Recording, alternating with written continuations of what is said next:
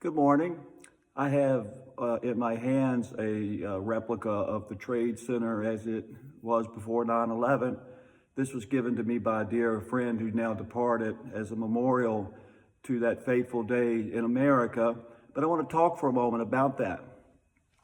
On September the 11th, 2001, a great tragedy hit our nation. At that time, my family and I lived just 12 miles from Manhattan. And when the first plane hit the trade tower, we could see the smoke from our yard. Of course, we turned our TVs on and in horror, like millions of other Americans, watched the second plane hit the second building, and then, of course, the ensuing events that took place. But what I want to talk about is the way the world became immediately after that, especially in the proximity of New York City. We saw our community go from one that was impatient, oftentimes vulgar. We saw people blowing horns the second the light turned green, people shaking their fists at each other, people very impatient with one another, not really stopping to even know one another. They went from that on September the 11th to September the 12th. We saw a whole different world, and this world lingered for many months. Of people being patient, people being kind to one another, people praying for strangers, people waving their flags. America came together because we were attacked. America came together because we could not survive if we were divided. Now, flash forward 23 years, and it is ridiculous. We're more divided now than we've ever been. And why? We've got people on Trump's side and Harris's side, and there's no dignity on either side.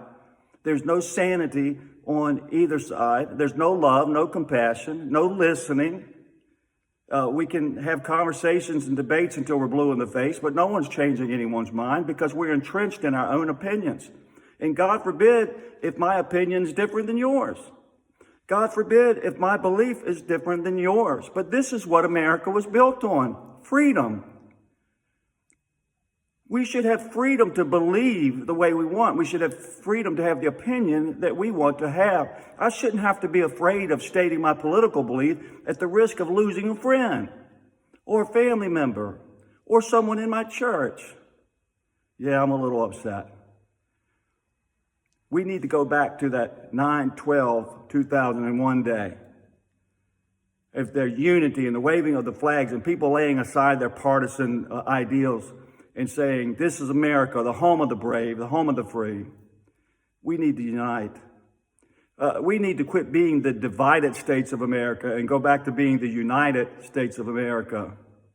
So I urge you today, on September the 11th, to think about how you treat other people, to think about how you feel about people with different opinions, values, ideas, beliefs than what you have. And I want you to think about what's in your heart today. Do you love America?